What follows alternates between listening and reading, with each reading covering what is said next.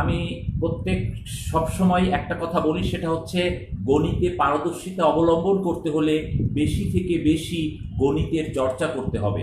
তো প্রিয় শিক্ষার্থীরা, আমরা বেশি থেকে বেশি গণিতের চর্চা করব। আর আমরা যেখানেই গণিত শিখি না কেন, গণিত শেখার সময় আমাকে স্টেপ বাই স্টেপ যদি আমি শিখতে পারি, তাহলে ওই ধরনের সমস্যা ভবিষ্যতে সমাধান করা আমাদের জন্য সম্ভব হবে। তো আমরা চলে যাচ্ছে আমাদের আজকের যে সৃজনশীল প্রশ্নটা রয়েছে, আমি বোর্ডে তুলে রেখেছি। আমরা লক্ষ্য করি যে একটা উদ্দীপক দেয়া আছে। উদ্দীপকে sec θ plus tan θ equals to m এবং √6 sin a plus b equals to √3 equals to 2 cos a minus b। এটা হচ্ছে উদ্দীপক। উদ্দীপকের আলোকে তিনটি প্রশ্ন করা হয়েছে। আমি প্রতি ক্লাসে বলি, এই ক্লাসেও বলছি, মানসম্মত গণিতের সৃজনশীল প্রশ্নে ক নম্বর উত্তর করতে গেলে শিক্ষার্থীদের উদ্দীপক ছাড়াই সে অ্যান্সার করতে সক্ষম হবে। সেক্ষেত্রে এটি একটি মানসম্মত সৃজনশীল প্রশ্ন ছিল বলে আমি ব্যক্তিগতভাবে মনে করছি। ক নম্বর প্রশ্নে বলেছে tan 60 degree minus theta equals two 1/√3 হলে থেটার মান নির্ণয় করো। খ নম্বরে বলেছে প্রমাণ করো যে cosec theta equals to m square minus 1 divided by m square plus 1 এবং গ নম্বরে বলেছে sec 4b এর মান নির্ণয় করো। প্রিয় শিক্ষার্থীরা, আমরা ক নম্বর অংশটা যদি করতে যাই, তাহলে আমাকে উদ্দীপকে না তাকালেও চলবে। ক নম্বর অংশটায় বলেছে tan 60 degree minus theta equals two 1/√3। এখানে একটা সূক্ষ্মকোণ দেখা যাচ্ছে থেটা, যেটার মান জানা নেই, সেটার মান বের করতে হবে। তো আমরা দেয়া আছে লিখে এটুকু তুলে ফেলি। ক নম্বরের জন্য দেয়া আছে tan 60 degree minus theta equals two 1/√3।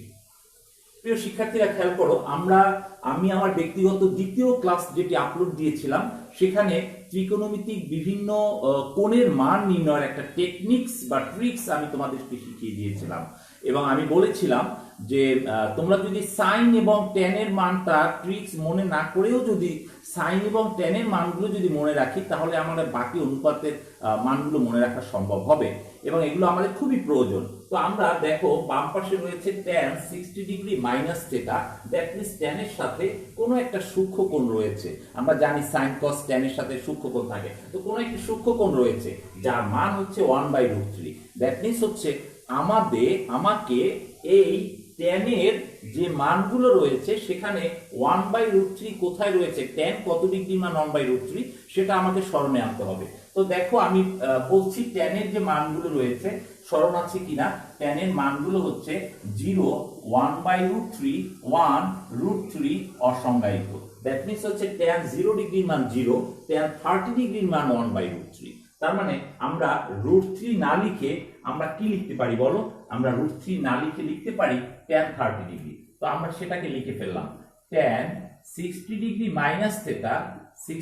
Minus theta equals two tan 30 degree. সেক্ষেত্রে আমরা উভয় পাশে tan রয়েছে, ট্যানটাকে যদি বাদ দিই তাহলে আমরা লিখতে পারি 60 degree minus theta equals two 30 degree. এখান থেকে আমি থেটার মান বের করবো। দ্যাট মিন্স হচ্ছে থেটাকে বাম পাশে ফ্রি করব। সেক্ষেত্রে আমাকে করতে হচ্ছে minus theta equals two 30 degree minus 60 degree, বা আমরা minus theta equals two minus 30 degree. তো সেক্ষেত্রে আমরা মাইনাস দ্বারা যদি উভয় পক্ষ গুণ করি, তাহলে আমরা বলতে পারি থেটা সমান কত ডিগ্রি বলো? 30 ডিগ্রি। তো আমাদের ক নম্বর অংশের জন্য আমার এটুকুই যথেষ্ট এবং এটুকু যদি আমরা অ্যান্সার করতে পারি, তাহলে আমরা ক নম্বরের যে 2 মার্কস বরাদ্দ থাকে, আমরা 2 মার্কস কিন্তু আমরা পাবো। এবং খুব ভালো করে খেয়াল করো, এখানে 2 মার্কস আমরা পাবো যদি তোমরা প্রিয় শিক্ষার্থীরা, তোমাদের কথাটা আরেকটু বলে দেই আমি, সেটা হচ্ছে গণিতে কিন্তু পাস করা সহজ, ফেল করা কঠিন, এটা আমার দৃষ্টিকোণ থেকে। কেন জানো? আমি স্টেপ বাই স্টেপের জন্য আলাদা মার্কস বরাদ্দ থাকে। যদি তোমরা কোনো শিক্ষার্থী এই প্রথম লাইনের পরে দ্বিতীয় লাইনে 1/√3 পরিবর্তে tan 30 ডিগ্রি বসিয়ে দিতে পারো, বাকিটুকু পারোনি, তাতেও কিন্তু তুমি 2-এর মধ্যে 1 পাবে। তার মানে এই অংশের জন্য 1 মার্কস তুমি পাবে, আর বাকি ক্যালকুলেশন করার জন্য আর 1। তো যে পুরোটাই পাবে সে 2 পাবে। আর যদি কেউ পারলো না, সে 1/√3 কে tan 30 ডিগ্রি পর্যন্ত রেখে দিল, তাহলে সে কিন্তু ওখানে তোমার 2-এর মধ্যে 1 পাবে। আশা করি বুঝতে পারছো প্রিয় শিক্ষার্থীরা। এবারে আমরা চলে যাচ্ছি আমাদের সৃজনশীলের যে খ অংশটা রয়েছে, আমরা খ অংশে চলে যাচ্ছি। দেখো প্রিয় শিক্ষার্থীরা, আমাদের খ অংশে বলা আছে যে প্রমাণ করো যে cosec theta equals to m² - 1 divided by m²+1। এই মানটাকে আমার প্রমাণ করতে হবে। তোমরা যদি লক্ষ্য করো তাহলে উদ্দীপকের দিকে তাকাও। উদ্দীপকের দিকে তাকালে আমরা একটা জিনিস দেখতে পাই, সেটা হচ্ছে উদ্দীপকে আছে sec theta plus tan theta equals to m। উদ্দীপকের sec থিটা প্লাস tan থিটার মান দেয়া আছে m, আর একটা মান দেয়া আছে √sin a প্লাস b, এরকম করে √3 এরকম একটা মান দেয়া আছে।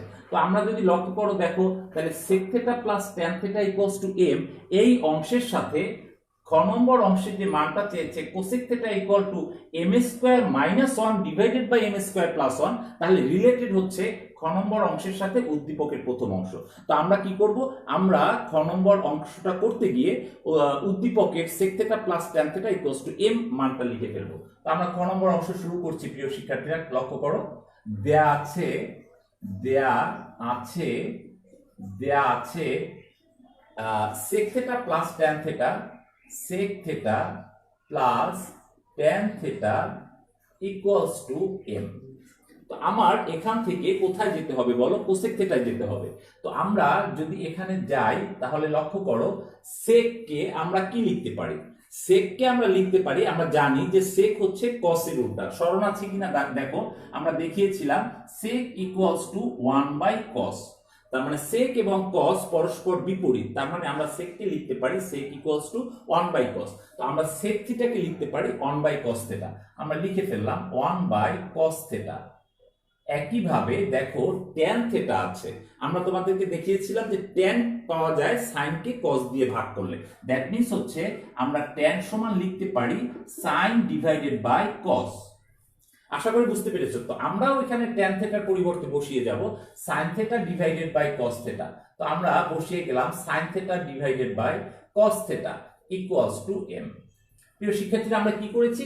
sec থিটার পরিবর্তে 1/cos থিটা এবং tan থিটার পরিবর্তে sin theta by cos theta বসিয়েছি। এবার সিম্পল আমরা লসাগু করব। প্রিয় শিক্ষার্থীরা, লসাগু দুটার লবই আমাদের cos থিটা রয়েছে, তো আমাদের লসাগু হচ্ছে cos থিটা। হ্যাঁ, তো তারপর আমাদের উপরে হচ্ছে 1 প্লাস sin থিটা, আমরা ডান পাশে m রয়েছে। প্রিয় শিক্ষার্থীরা, এখানে একটা জিনিস লক্ষণীয়, সেটা হচ্ছে দেখো আমরা যেটা প্রমাণ করতে বলেছে সেখানে কিন্তু m² রয়েছে, আমার ডান পাশে কিন্তু m রয়েছে।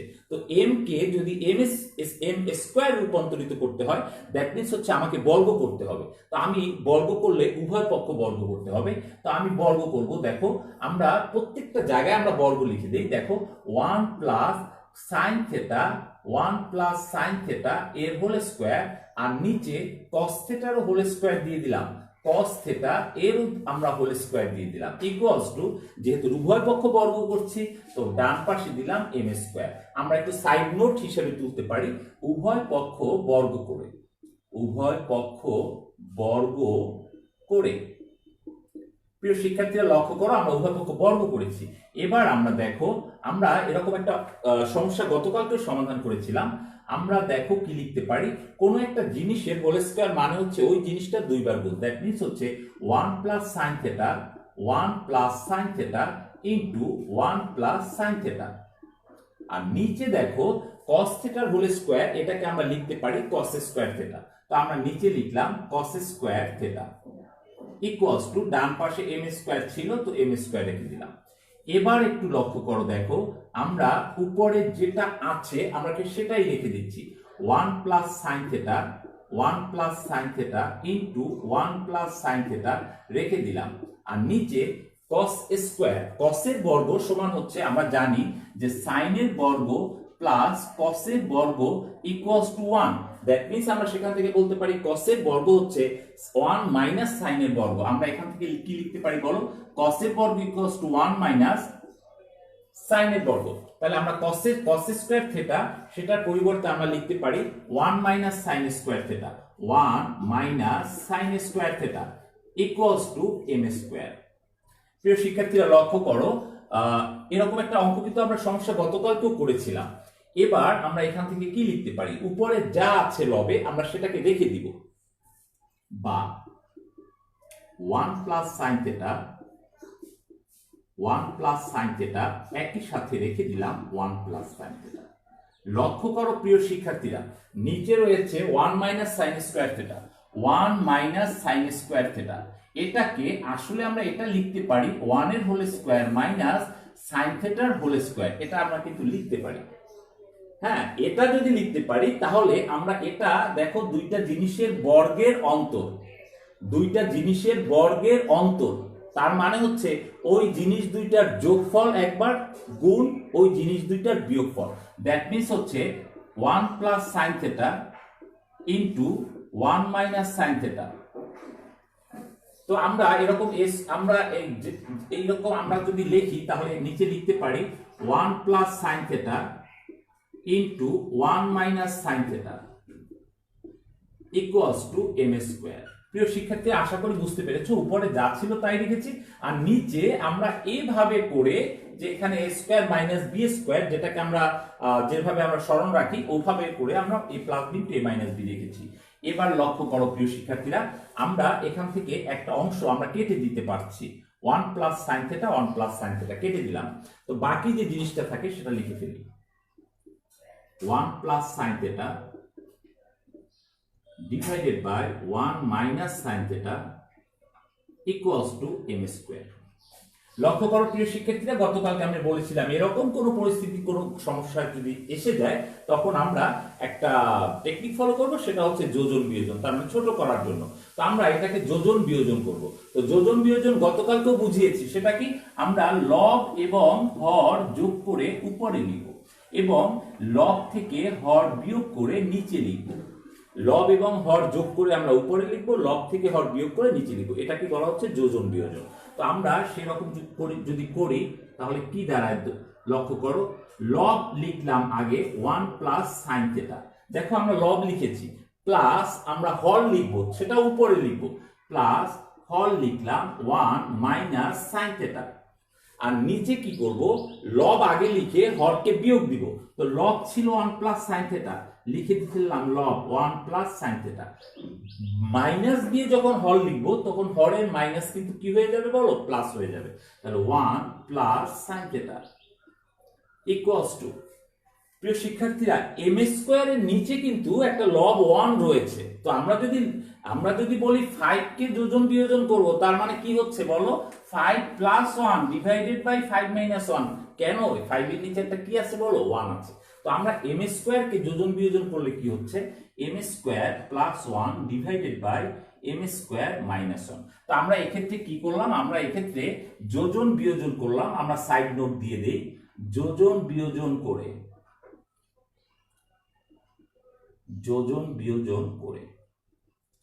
এবার লক্ষ্য করো প্রিয় শিক্ষার্থীরা, যখনই আমি যোজন বিয়োজন করেছি তখন আমার কিন্তু গণিতের অংশটা ছোট হয়ে গিয়েছে। দেখো এই plus sin theta minus sin theta কিন্তু বাদ চলে যাচ্ছে, আর এই 1 মাইনাস 1 বাদ চলে যাচ্ছে। তাহলে উপরে কি থাকছে, 1 প্লাস 1, দ্যাট মিন্স হচ্ছে 2। উপরে হচ্ছে আমার 2 আর নিচে হচ্ছে sin theta plus sin theta, that means হচ্ছে 2 sin থিটা ইকুয়ালস টু, আর দেখো ডান পাশে m square plus 1 m square minus 1, m square plus 1 m square minus 1, বা আমরা লব হর থেকে 2 বাদ দিয়ে দিতে পারি, কেটে দিতে পারি। দ্যাট মিন্স হচ্ছে উপরে 1 নিচে sin থিটা সমান m square plus 1 m square plus 1 m square plus 1, এক minute, m square plus 1 divided by m square minus 1। প্রিয় শিক্ষার্থীরা খেয়াল করো, আমরা আসলে খেয়াল করিনি এই বোর্ডের এই প্রশ্নটায় ভুল ছিল।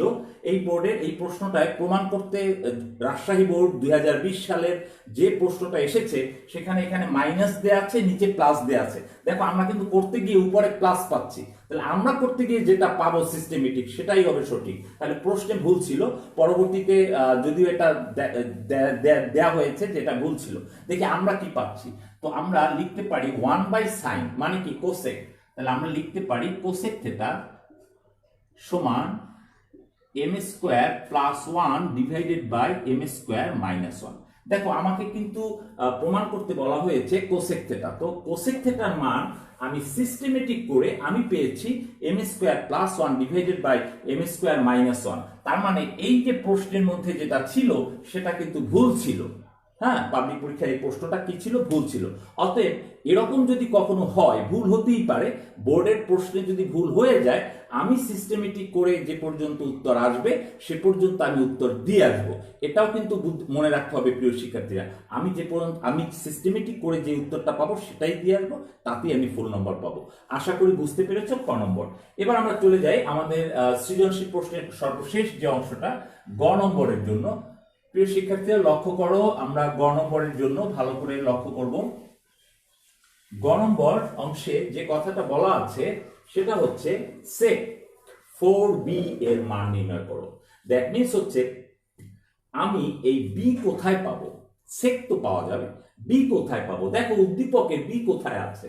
উদ্দীপকের অংশ কিন্তু দুইটা, একটা হচ্ছে sec theta plus tan theta equals to m, আর একটা হচ্ছে নিচের অংশটা √6 sin a plus b equals to √3 equals to 2 cos a minus b।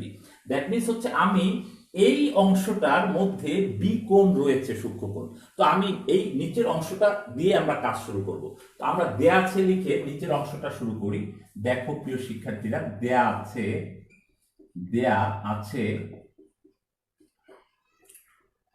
√6 sin a plus b equals to √3 equals to 2 cos a minus b।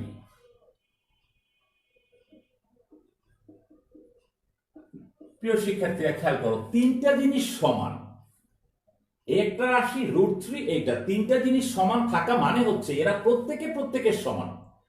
তিনটা জিনিস সমান রয়েছে এর মানে হচ্ছে এরা প্রত্যেকের সমান। তার মানে এটা সমানও √3 লেখা যাবে, আমার ডান পাশে যেটা রয়েছে সেটা সমানও √3 লেখা যাবে। তাহলে সেই অংশটাকে আমরা আগে ক্লিয়ার করে নিই। তাহলে এখান থেকে আমরা লিখতে পারি এটা ইকুয়াল টু √3, অতএব √6 sin a plus b equals to √3, এবং আরো একটা জিনিস লেখা যাবে, সেটা কি এই জিনিসটা সমান √3। তো যাই হোক, আমরা যেহেতু এইটুক সমান √3 লিখতে পারি, তো এইটুক থেকে আমাদের যতটুকু কাজ করা যায় সেটুকু কাজ করে ফেলি।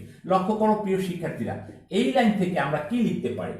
sin a প্লাস b এর সাথে √6 ইনটু আকারে আছে। দ্যাট মিন্স হচ্ছে এখানে সাইনকে আমার ফ্রি বানাতে হবে, সাইনের সাথে যা থাকবে সেগুলোকে ভ্যানিশ করতে হবে যে কোনো পন্থায়। তো আমরা এই √6 ওপাশে যদি ভাগ হয়ে যায় তাহলে কি হচ্ছে? sin a plus b equals to √3 divided by √6। √6 কে আমরা সাইনকে ফ্রি করার চেষ্টা আছি, বা আমরা সেখান থেকে কি লিখতে পারি?